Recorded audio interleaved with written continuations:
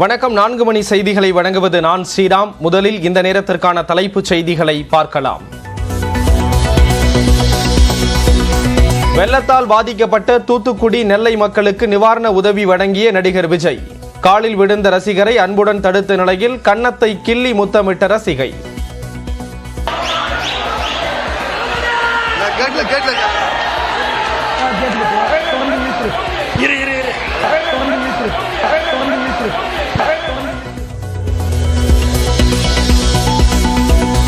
தென் மாவட்டங்களில் கனமழையின் போது வீடுகளை இழந்த மக்களுக்கு விஜய் நிதி உதவி. அரிசி உள்ளிட்ட மளிகை பொருட்களையும் வழங்கினார்.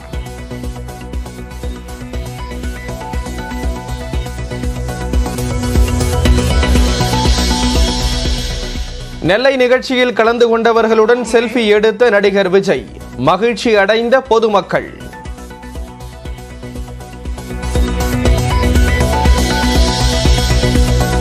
நடிகர் விஜயை நேரில் கண்டதால் நெகிழ்ந்து போன பொதுமக்கள் உற்சாகத்துடன் நிவாரண உதவியை பெற்றுக் கொண்டனர்.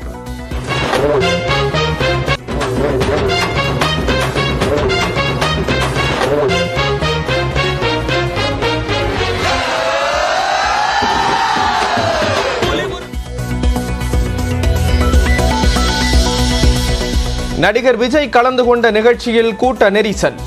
போட்டோ எடுக்க முயன்றவர்களால் ஏற்பட்ட விபத்தில் 2 பெண்கள் உட்பட 6 பேர் காயம்.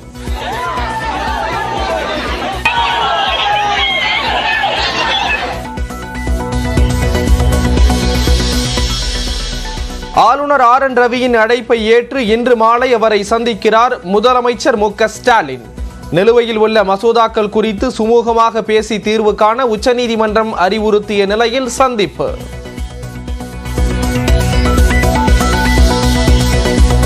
ராமர் கோயில் கட்டப்படும் அயோத்தியில் விமான நிலையத்தை திறந்து வைத்தார் பிரதமர் நரேந்திர மோடி. ஜனவரி 22ஆம் தேதி கோயில் திறப்பு விழாவிற்கு வர முடியாதவர்கள் வீட்டில் அகல் விளக்கு ஏற்ற பிரதமர் மோடி வேண்டுகோள்.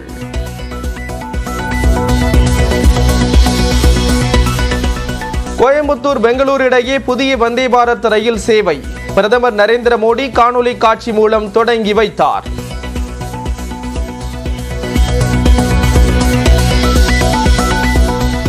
புதுக்கோட்டை அருகே சாலை விபத்தில் உயிரிழந்த 5 பேரின் குடும்பத்துக்கு தலா 2 லட்சம் ரூபாய் நிதி உதவி அறிவித்தார் முதலமைச்சர் மு.க. ஸ்டாலின். காயமடைந்தவர்களுக்கு சிறப்பு சிகிச்சை அளிக்கவும் அறிவுறுத்தல்.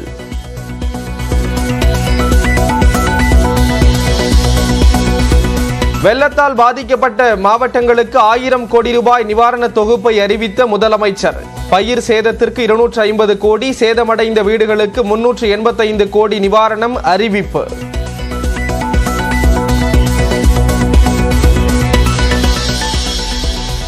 தென்கிழக்கு அரபிக்கடலில் உருவானது குறைந்த காற்றழுத்த தாழ்வு பகுதி. குமரி, நெல்லை மாவட்டங்களின் ஓரிரு இடங்களில் இன்றும் நாளையும் கனமழைக்கு வாய்ப்பு.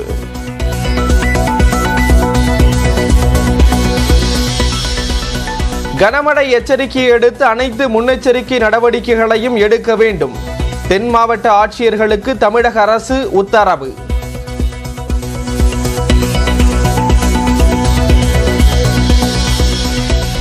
கடலூர் மாவட்டம் வேப்பூர் அருகே லாரி மீது கார் மோதி விபத்து. சென்னையைச் சேர்ந்த எஸ்ஐ உட்பட 3 பேர் உயிரிழப்பு.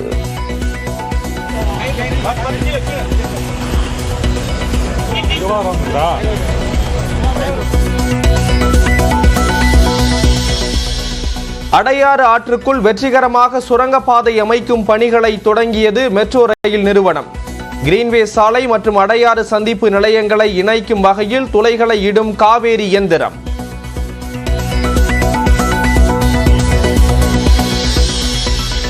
மதுரை எய்ம்ஸ் மருத்துவமனை கட்டுமானத்திற்கு ஜனவரி 2இல் டெண்டர்.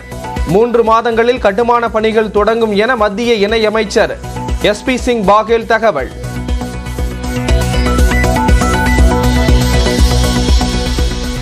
தென் மாவட்ட மக்களின் நீண்ட நாள் எதிர்பார்ப்பான சென்னை கிளாம்பாக்கம் புதிய பேருந்து நிலையம் திறப்பு.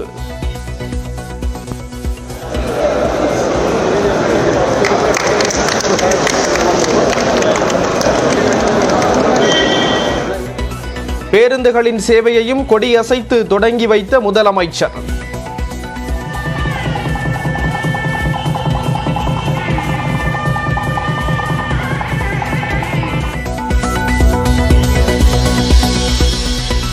தென் மாவட்டங்களுக்கு செல்லும் பேருந்துகள் பொங்கலுக்கு பிறகு கிளாம்பாக்கத்தில் இருந்தே புறப்படும்.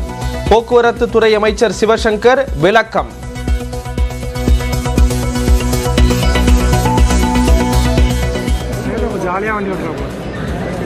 வரலாற்று சிறப்பு வாய்ந்த கிளாம்பாக்கம் கலைஞர் நூற்றாண்டு பேருந்து முனையம்.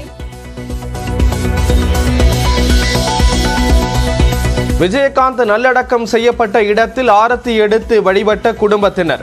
விஜயகாந்துக்கு பொது இடத்தில் மணி மண்டபம் அமைக்க வேண்டும் என முதலமைச்சரிடம் கோரிக்கை வைத்துள்ளதாக பிரேமலதா தகவல்.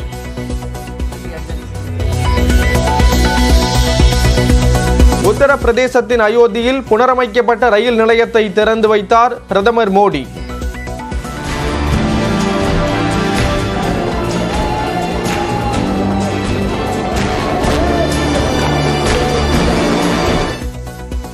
கோவை பெங்களூரு இடையிலான வந்தே பாரத் உட்பட 8 புதிய ரயில்களின் சேவையும் தொடக்கம்.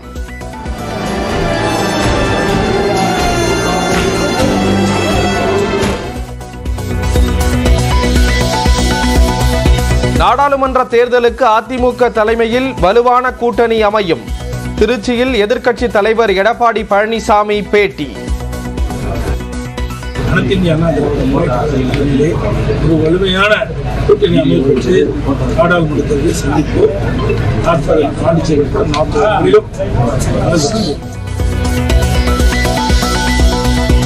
JN1 என்ற புதிய கொரோனா தொற்று தமிழ்நாட்டில் பரவ தொடங்கியுள்ளதாக அமைச்சர் மா சுப்பிரமணியன் தகவல்.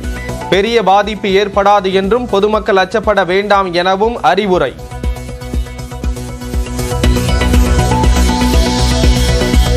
மதுரை அமலாக்கத்துறை அலுவலகத்தில் லஞ்ச ஒழிப்புத்துறை சோதனை நடத்திய விவகாரம்.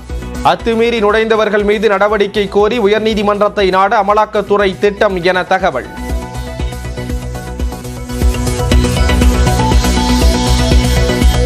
நீலகிரி மாவட்டம் எப்பநாட்டில் ஹெத்தையம்மன் பண்டிகை கொண்டாட்டம். படுகரின மக்களின் பாரம்பரிய உடையணிந்து மத்திய அமைச்சர் எல் முருகன் நடனம்.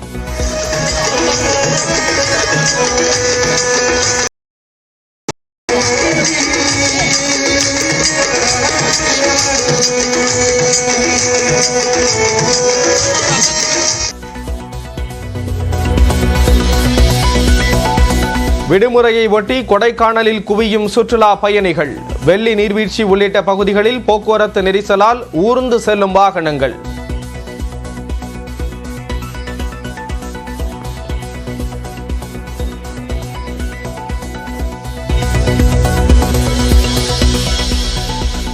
மதுரை பெத்தானியாபுரத்தில் துப்பாக்கி தவறுதலாக வெடித்து விபத்து.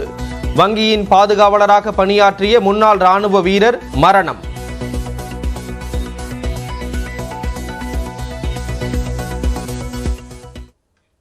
தென் மாவட்ட மக்களின் நீண்ட நாள் எதிர்பார்ப்பான சென்னை கிளாம்பாக்கம் புதிய அமைச்சர் மு.க. ஸ்டாலின் திறந்து வைத்தார். நாளை முதல் கிளாம்பாக்கம் பேருந்து நிலையம் முழுமையாக செயல்பாட்டுக்கு வருகிறது.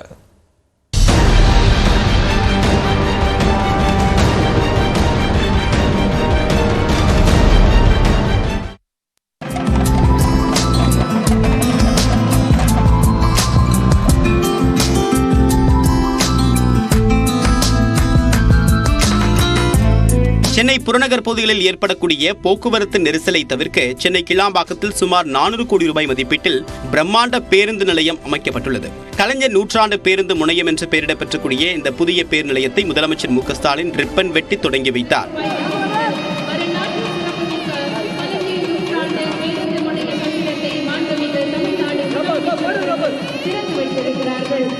பேருந்து நிலையத்தின் பிரதான கட்டிடத்தின் உள்ளே நிறுவப்பட்டுள்ள முன்னாள் முதலமைச்சர் கருணாநிதியின் 3.5 அடி உயர வெண்கல சிலையும் மு.க. ஸ்டாலின் திறந்து வைத்தார்.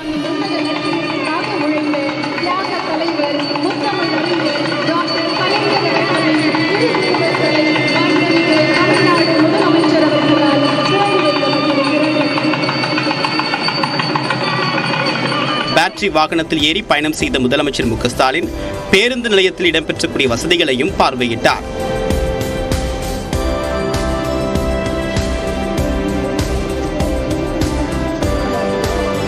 இதையடுத்து நடைபெற்ற நிகழ்ச்சியில் புதிய பேருந்து நிலையத்தில் இருந்து விரைவு போக்குவரத்து கழக பேருந்துகள் மற்றும் மாநகர பேருந்துகள் சேவையை முதலமைச்சர் கொடியசைத்து தொடங்கி வைத்தார்.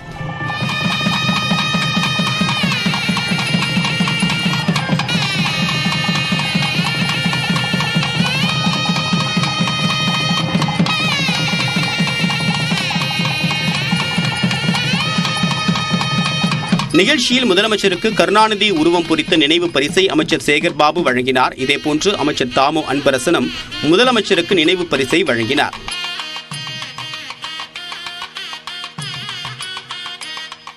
இதைத் தொடர்ந்து முதலமைச்சர் மு க ஸ்டாலினுக்கு கிளாம்பாக்கம் பேருந்து நிலையத்தின் சிறப்பம்சங்கள் குறித்த காணொலி திரையிடப்பட்டது.